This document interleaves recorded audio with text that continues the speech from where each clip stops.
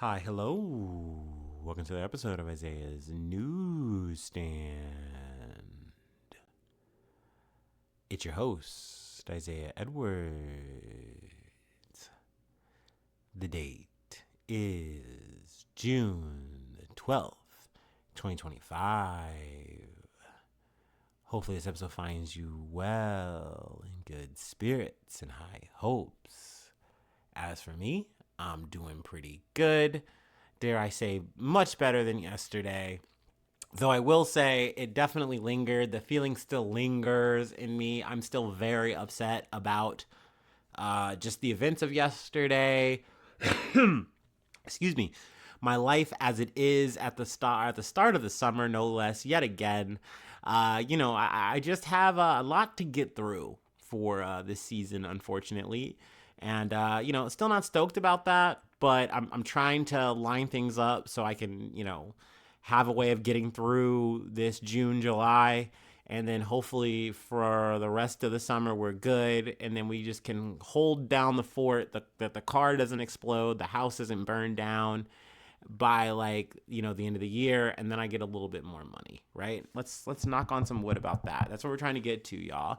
But until then, I know I have to, work on my morale. I got to get back. And, at the top of the day, we got to work. I was definitely in the mumps. I was definitely sad. One random coworker came up to me and they tried to talk about the weather. They're like, "Hey, Isaiah, did you know it's going to rain all next week?" I have no idea. I mean, I'm not a meteorologist. And I was like, "No, I didn't know that." And they responded, "Wow." And for some reason, that Owen Wilson ass wow, it pushed me. I was like, dude, I don't know. I don't care. Like, I was just like immediately put off and just trying to focus on work. And, he scurried off. So, these things happen. I was in my grumpy shit. I almost cried to a coworker about it because they're just asking me how things going, and I just told them everything, and then they proceeded to give me try to give me bad advice, and I was like, thanks but no thanks. But really, I kind of got just through the day, and I'm just like, Isaiah, let's not hold on to it like this. You know what I mean? You always do this. You always get so upset and stay that way. Y'all, last night I didn't eat dinner and I just cleaned. I cleaned for an extra hour or so.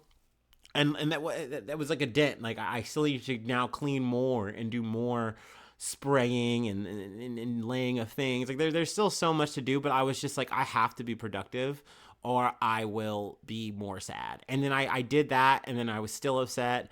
And I upload the episode, and I was like, oh crap, I have to go take a shower and then go to bed. And then I didn't even want to go to bed. I have this habit of just wanting to hang out and stew in my hurt, angry feelings, and then finally say, okay, I'm gonna let the sleep take me. But yeah, so we've been down bad, but I want to say by the time I got to the gym, I was in a bit of a better mood. Overall, the gym session was great. Still a lot of people for a Thursday, but we just gotta ride out. I think this week, and then after this week, it should be better because I think our Hamilton Planet Fitness is gonna open up, so people will hopefully go back to their home gym and never to return. No, no, no. But overall though, the gym session was good. Just been having an overall, when I take out yesterday and I take out what I'm going through in the house and all that bullshit and being a broke bitch, things are good. Things are solid. You know what I mean? So I'm really thankful for that, and I'm really thankful for anyone and everyone who has talked to me and been encouraging, been nice, thankful. I'm really thankful for that. I'm really grateful for it. Cause hell, man, and I'm gonna be real here because shit, the motherfuckers who didn't come through, the motherfuckers who didn't want to fucking respond when I'm like, hey, I need a little bit of help. Can we talk at least? They fuck that shit. They ain't even listening. So it's I hate when I hit up a motherfucker about an issue, cause I really do feel like I'm usually the strong friend. I'm usually the strong person in the relationship, in the dynamic.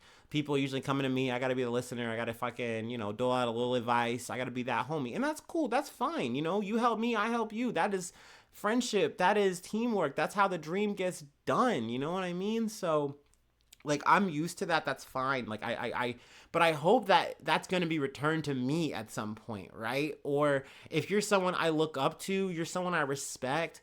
If I hit you up and I get radio silence, yo, that shit breaks my heart every time. I'm not gonna lie. I mean, you can put it on my abandonment issues, whatever. That shit really does hurt. It really, like, it kills.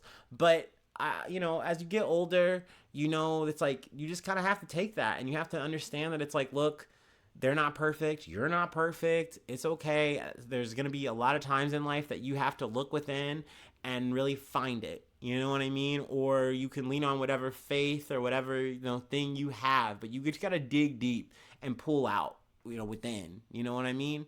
And I feel like that's just kind of where I'm at. But once again, I really do appreciate the people who did just let me vent, who did just, offer some kind words of support, or even, like I said, the advice. I mean, I might not always like agree with said advice. It might not be like the best advice in my opinion, but whatever. Like, I appreciate the attempt every time. I really do. I think I'm thankful for that. I'm thankful to at least have that in my network for sure. And even the motherfuckers who did do radio silence, I'm gonna see them. I'm gonna still talk to them. It's all good. I know in the grand scheme of things, they're doing the best they can. We all are. It's not easy for anybody out here right now. I know that. I know that for a fact. So it's all good. I really don't like have any bad blood about that or anything. Let's just get through the things we gotta get through. Anyway, I mean, that's more or less all of the personal news. I will say I have a bit of a silver lining for myself. And I kind of feel a little bit cautious to call this a dub, just because I feel like I didn't go about it the right way. But we did break 190 for the first time. Clap it up. Scale read 188 for the first time. That's some skinny mini shit. No, not really. But it's something. It is a goal that I did want to hit, at least breaking 190. I don't think I'm going to stay that low for very long. I think probably by like Sunday, I'm sure I'm going to be back, to normal weight. But that's okay. Like, I'm overall cool with being in this range of weight. It's just about toning my body. And hopefully with time, I get the kind of recomposition that I'm looking for. It just takes patience, I think, and consistency. And I'm definitely giving on the consistency. So, it's just about being patient, right? But yeah, I mean, I'll take the dub on that. I've been really like upset to kind of see the scale plateau, even though I know that this isn't like a bad weight. It's just, when you know that you're still technically obese, when you know you're technically still overweight, I think it's just a monkey on your back, right? So it's just hard to shake it. But I also know that, like, I don't know, like, I think I idealistically, I would like to be around 200 pounds, a shit brick house, just ripped with muscle, just shredded, just pure provolone power, baby. That's what I want. But no, we'll see. We'll get there. It's all a work in progress, no? But anyway, enough yapping about my personal little precious little life. Let's go ahead and do our startup, and let's get into some news. Let's yap it up about some news and some happenings around the world. We got a lot of shit to talk about. But you know what we gotta do. While we still can, we gotta do our startup. We gotta do a startup. You know what I'm saying? That is one of the cooler things. I don't want to say cooler things about my job, because I don't even participate in it anymore. But back when I first got on the job and I had to, I did kind of like the startup meetings, even though they were wasting my time, and like we had to be productive. Like during that was like the department I was in, I had to like do picking, processing, and then I eventually did restock. So we would have these meetings. They'd tell us the numbers, the stats of the day.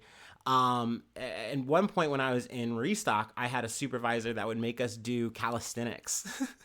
And it was funny because we were kind of split as a group. There were some of us who were, totally down to do calisthenics. We didn't really like care about it or anything. There were other people that are like, this is not a gym class. I got paid to do my job, which is putting shirts in boxes. Why am I doing jumping jacks? Like, no, I don't want to do them. And so they wouldn't, and that's fine, completely okay. But I was doing my shit, that was before my workout era. That was before my workout at home time. So I didn't mind doing a little bit of that. But yeah, needless to say, we're not doing any jumping jacks right now, but we might get a little higher, if you know what I'm saying. If you know what I mean. Okay, sorry.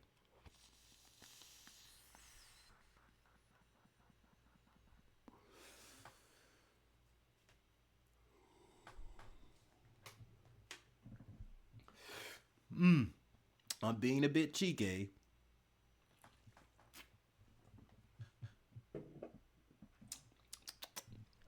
Yummy. Ooh. Okay. From the Independent. Miracle in seat 11A. British national survives Air India plane crash. This is we're starting with like the craziest one first. A British national miraculously survived the Air India disaster in which a Boeing 787 crashed and exploded moments after taking off, killing at least 246 people. Vishwash Kumar Ramesh, 40 years old, suffered relatively minor injuries and jumped out of an emergency exit next to his seat after Thursday's crash in the western city of Aminabad. His brother AJ, who was also on the plane, is missing and presumed dead.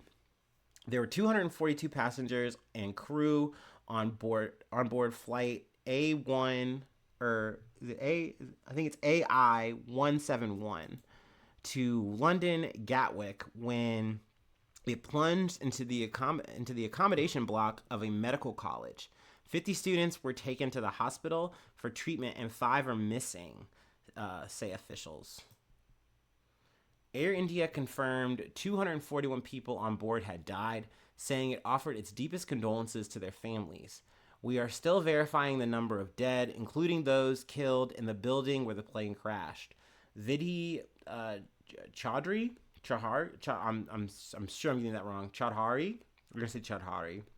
A top state police officer said, "The cause of the disaster is not yet clear.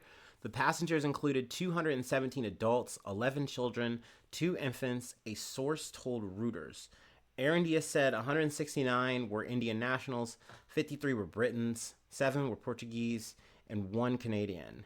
UK officials are being sent to India to support the investigation. The Air Accidents Investigations Branch, or the AAIB, said. Mr. Ramesh, the sole passenger known to survive, told local media 30 seconds after takeoff, there was a loud noise and then the plane crashed. It happened so quickly. When I got up, there were bodies all around me. I was scared. I stood up and ran.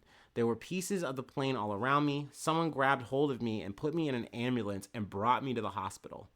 Mr. Ramesh has a wife and son in the UK.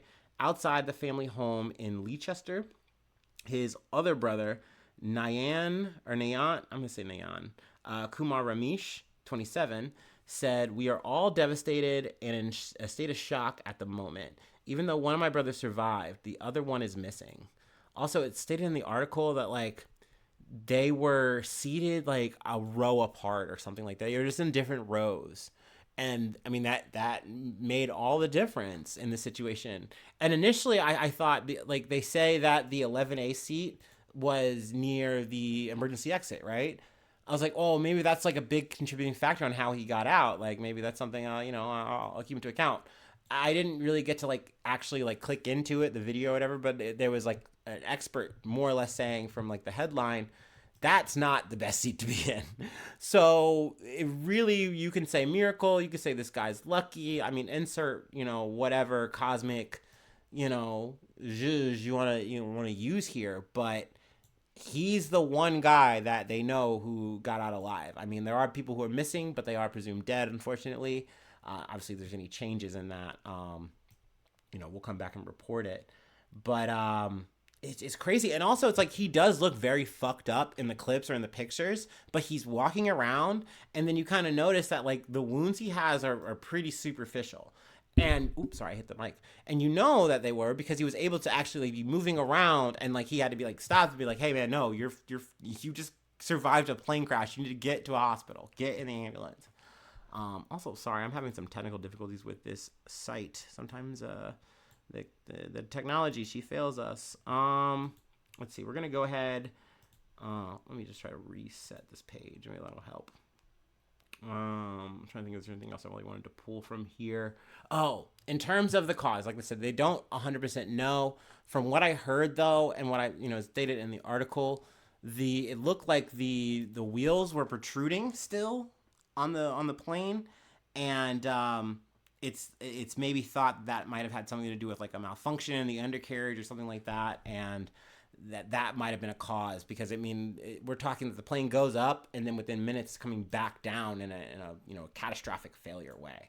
All right, this is unfortunate, but we're just gonna have to move on from that article as it is. The Independent has failed me.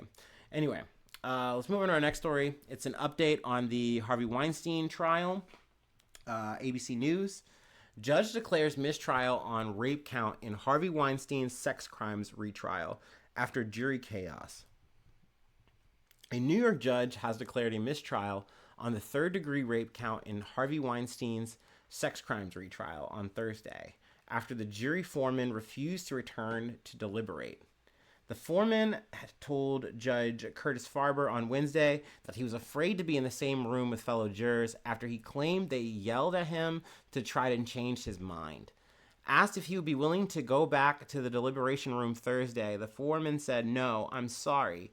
Farber then dismissed the remaining jurors. So I don't know, y'all. I still want the full tea here. I still want like a full interview, tell-all kind of situation from like one of the jurors, or even one of the jurors and the foreperson, because I feel like the foreperson is a very like big linchpin in any given situation. They're supposed to be like guiding this whole thing, kind of like a supervisor, if you will, and they're also a part of it. But this seems like this somehow devolved into like a 12 Angry Men scenario. If you know, you fucking know. And it just seemed so chaotic. And it seemed like maybe there was like at least a couple people that are trying to, or maybe more. I'm not 100% sure, but they were trying to convince this foreperson. It's like, dude, like you're wrong. Like you need to change your mind. And essentially he's not changing his mind. It sounded like he was like kind of holding firm on whatever, feelings he had on the matter when it came to these three, women and their stories. We know that there was one conviction, then there was one that was an acquittal, and now there's one mistrial with, I believe it's Jessica Mann. I think Mann is her last name for sure. Yeah, Jessica Mann. But yeah, I mean, it's unfortunate that it is just the one that we have in terms of a conviction out of the situation. I mean, I say it's unfortunate. Oh yeah, I didn't say the name yesterday, but it was Mimi Haley. That was the one I believe he was convicted on. And then Kaja Sokola was the one that was acquitted. So yeah, I mean, there's also, I believe, the appeal coming from the Weinstein team for the California case. And then also, they are definitely going to be appealing this verdict as well with Haley over the fact of just it was so chaotic in the jury pool, and they're saying that, hey, that was enough for like a mistrial, or that there was something wrong with that, so that merits a retrial. So we'll see. I mean, this shit is ongoing. Another thing I didn't note that was noted in the other article that we read about this yesterday, he does have some fucking cancer. He's also old as fuck. So, who knows? Maybe time's going to take him before he gets out or whatever. He gets that fucking Cosby exit.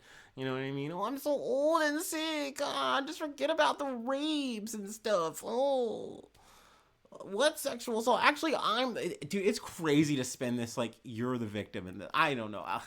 I'm not saying I'm surprised. Like, hey, he pays his legal team very well. But the hoops that they try to jump through and set up, to me, are kind of wild.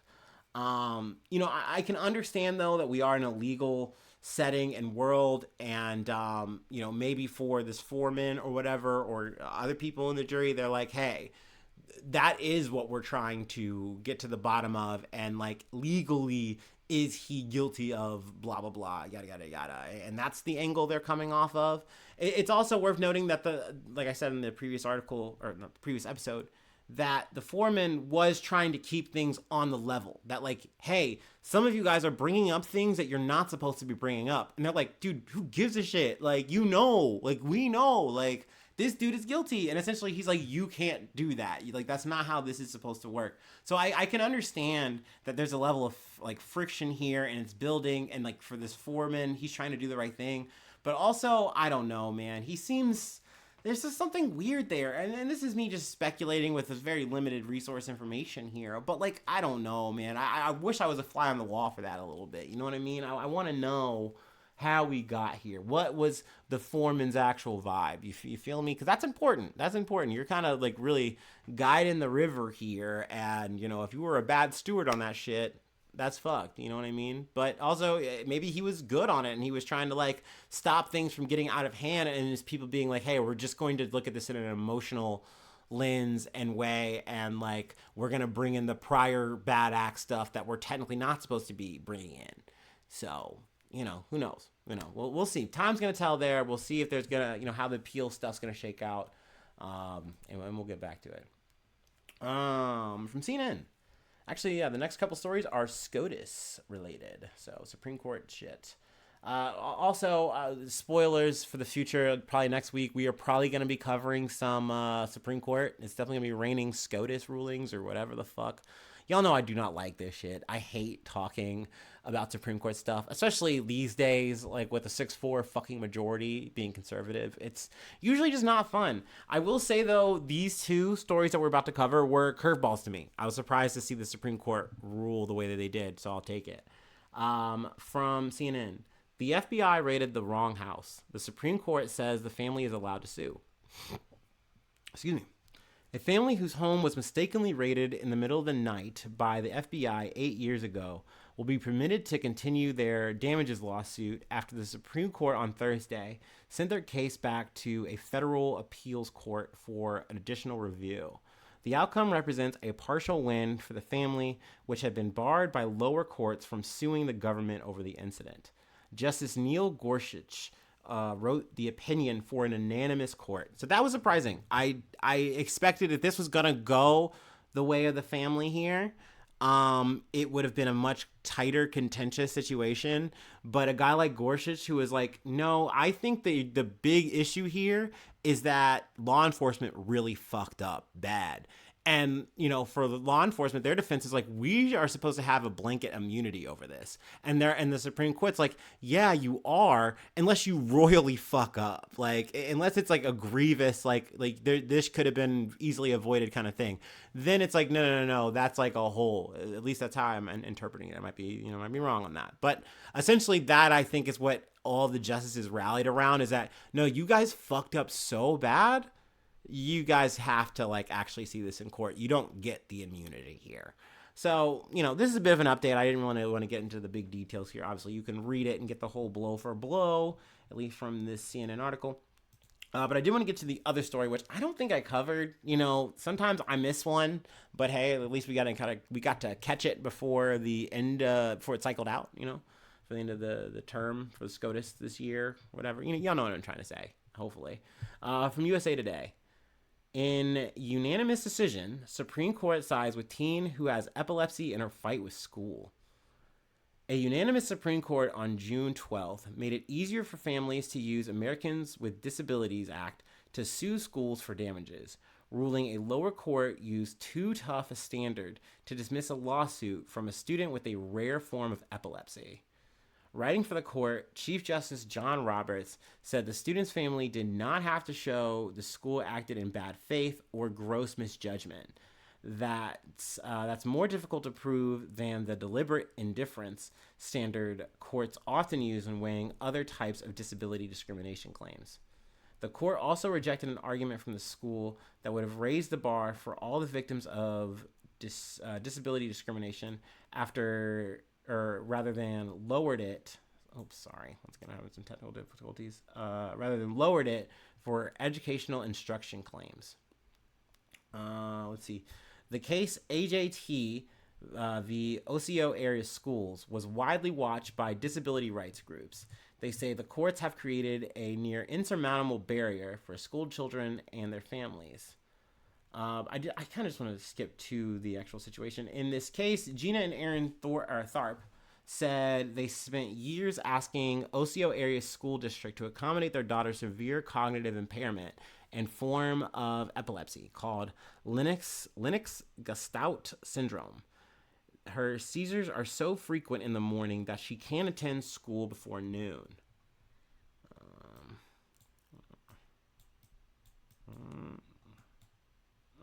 see. Oop, oop, oop. Let's see if I can find it. I think she had said initially when she was at a school, it might have been like Memphis, Tennessee, she was allowed to have this kind of accommodation. But then when she went to a new school district, which is the one she's, having the problems with, when all this Supreme Court, they said, no, we can't accommodate this. And I wish I could find the actual part of it. Yeah, I just get past it. But I'm glad that in this situation that the courts decided to be less heavy-handed. That they decided to say, I mean, at least I feel I'm saying this in regards to that they said, hey, no, the family should have been, accommodated here. We shouldn't have to make them have a higher barrier to do this just because they're going up against a school district or something in this argument. Like the school, or at least, this person should have the right to, try this case, So that's good. I like that. At least it gives them a chance to actually, pursue and get some justice here. And because that's already hard enough, right? And essentially you're asking for the same situation that you had from another school district, where it's like, hey, we come a little bit later and then we finish out the day at home with some homeschooling, some home instruction. So it's like a little bit of a fusion thing. You're making the most out of a situation and it works. And for Memphis to kind of not be accommodating here, I'm kind of just grasping. It might not be Memphis. We can just say OCO. To not be accommodating, it's very upsetting. I can completely understand that. So glad that the Supreme Court ruled this way in both of these cases. Sorry for the technical issues. Sometimes I really I just don't like fucking with some of these sites. And sometimes it's my computer. Sometimes it is what it is. I'm working with two rinky-dink laptops. It just is what it is. What's going on here? What do we have here? Fish recall. That is where I wanted to close out. Jesus, I'm in shambles, y'all. We're in the weeds. It's okay. I'm not running this episode back. We're gonna just leave it all in. It's fine. It's a-okay. Here we go. All right, yeah. Our last story is from The Independent. Things are getting a little fishy. But let's go ahead and take our last break, and we'll close it out.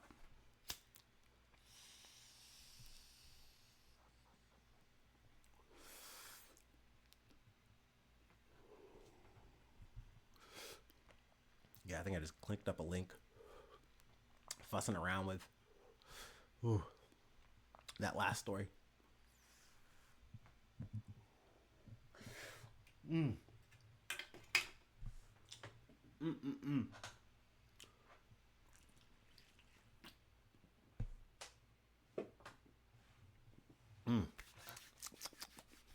Tasty.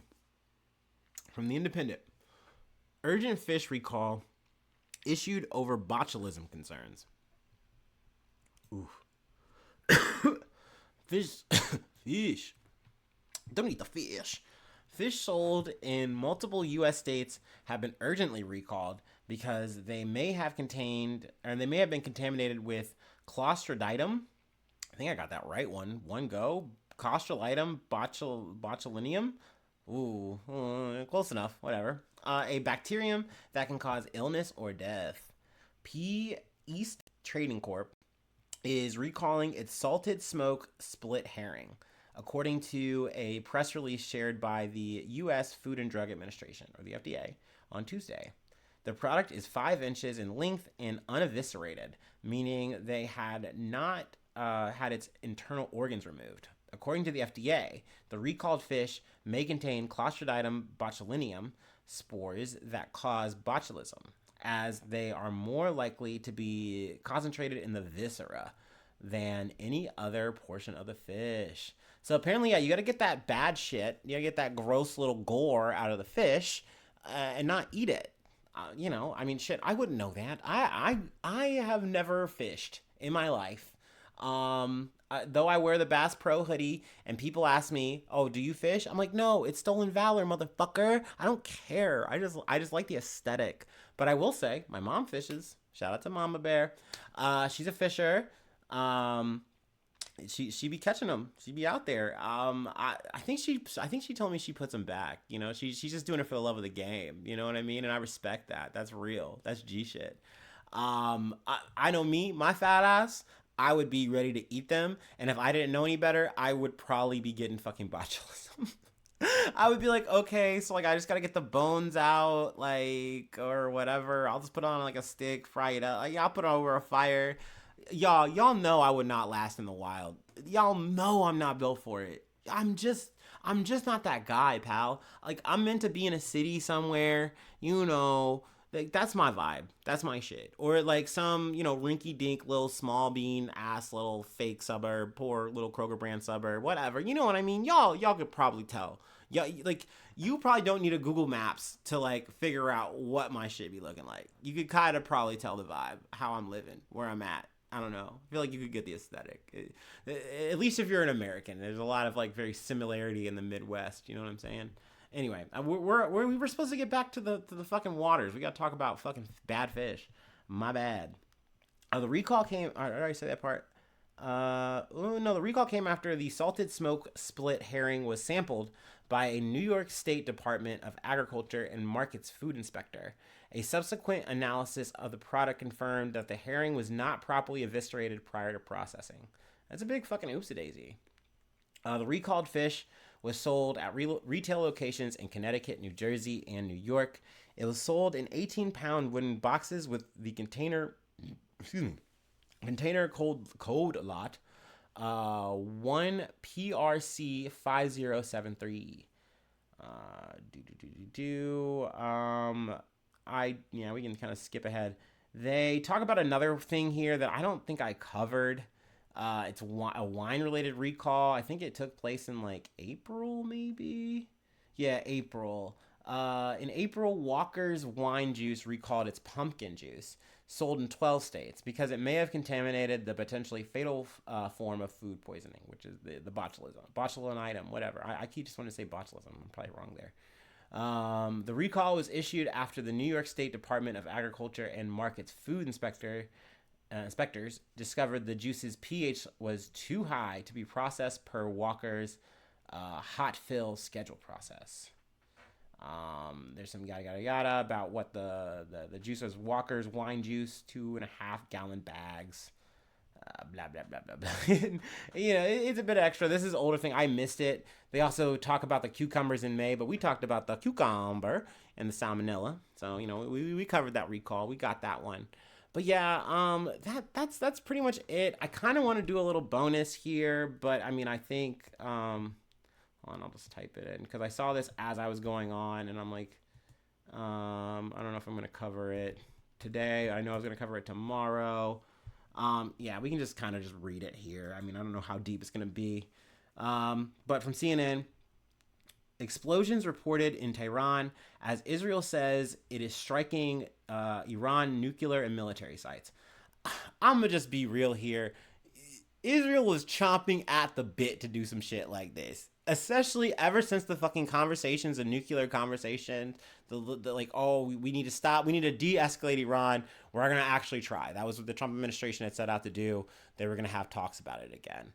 We covered a little bit of it. It's been going and going and going, and it kind of seemed like it was getting to a point where they were going to make a good, amicable situation, and then it just kind of fell apart.